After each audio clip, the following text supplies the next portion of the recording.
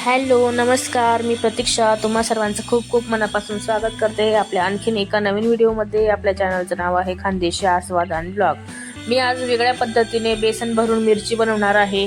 एकदा नक्की ट्राय करून बघा आणि तुम्हाला जरी आजचा व्हिडिओ आवडला असेल तर लाईक शेअर आणि सबस्क्राईब करायला विसरू नका। आता इकडे मी एक वाटण वाटून घेणार आहे। त्याच्यात 7-8 पाकळ्या लसूण टाकलाय, 1 इंच अद्रकचा तुकडा, थोडंसं जिरं टाकून हे वाटून घ्यायचंय आणि जास्त बारीक नाही वाटायचं, थोडं करकरीत राहू द्यायचंय। तर आता मी इकडे पीठ भिजवून घेणार आहे। त्यासाठी मी 1 वाटी बेसन पीठ घेतलंय आणि 1 चमचा कॉर्नफ्लॉवर घेतलंय। तुमच्याकडे कॉर्नफ्लॉवर नसेल तर तुम्ही तांदळाचं पीठ टाकलं तरी चालेल, त्यामुळे काय होतं मिरची क्रिस्पी होते। आणि 2 चमचे शेंगदाण्याचं कूट टाकणार आहे आणि थोडंसं तीळ टाकून घ्यायचंय आणि इकडे मी जे वाटण वाटून घेतलं होतं अद्रक लसूण आणि जिऱ्याचं ते टाकून देणार आहे। त्याच्यानंतर हळद आणि लाल तिखट तुम्ही तुमच्या अंदाजानुसार टाकू शकता।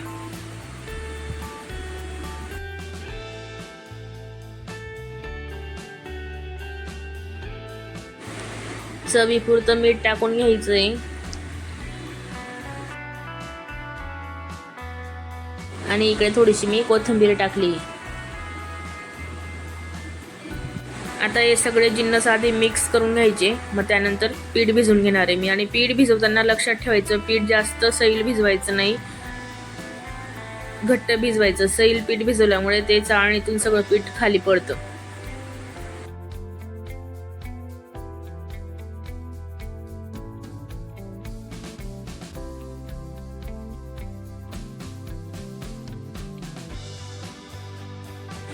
तर अशा पद्धतीने पीठ भिजवून घ्यायचंय।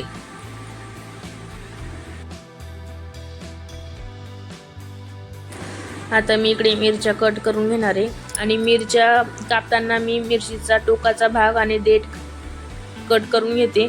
मधून एक चीर द्यायची आणि मिरचीतल्या सगळ्या बिया काढून घ्यायच्या। जरी मिरचीतल्या बिया तशाच राहिल्या तर मग खायला तिखट लागतं। आता मी पाणी गरम करायला ठेवलंय। मी आधी कढईत पाणी गरम करायला ठेवलं होतं, पण त्याच्यात चाळणी बसत नव्हती म्हणून मी पातेली ठेवली। आणि इकडे आता मी अशा पद्धतीने मिरच्या भरून घेणार आहे, पिठात बुडवून आणि गाळणीत ठेवून घ्यायच्या आहेत। जेवढ्या गाळणीत बसतील तेवढ्याच मी ठेवणार आहे।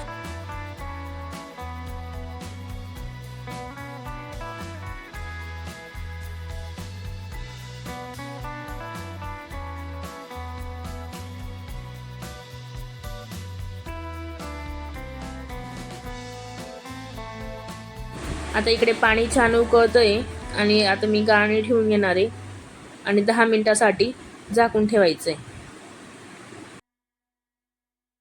10 मिनिटं झाले आणि मी इकडे मिरच्या चेक करून घेणार आहे झाल्याय का। तर मिरच्या छान वाफवल्या आहेत।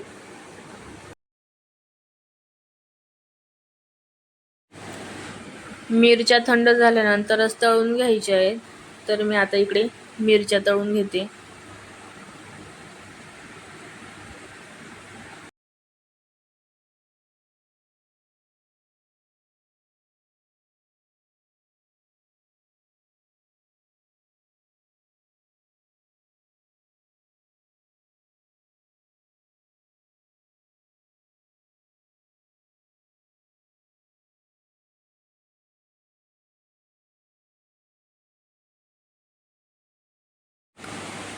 मिरची मस्त गोल्डन ब्राऊन कलर येईपर्यंत तळून घ्यायच्या आणि तुम्ही बघू शकता मिरची मस्त तळून झाली आहे।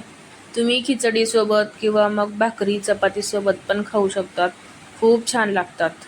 एकदा नक्की ट्राय करून बघा आणि मला कमेंट करून नक्की सांगा। आता राहिलेल्या सगळ्या मिरच्या मी तळून घेणार आहे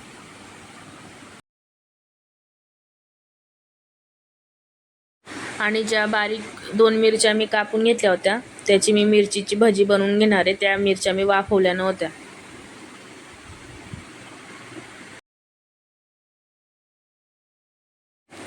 आणि आजचा व्हिडिओ तुम्हाला आवडला असेल तर चॅनलला लाईक शेअर आणि सबस्क्राईब करायला विसरू नका। तोपर्यंत बाय।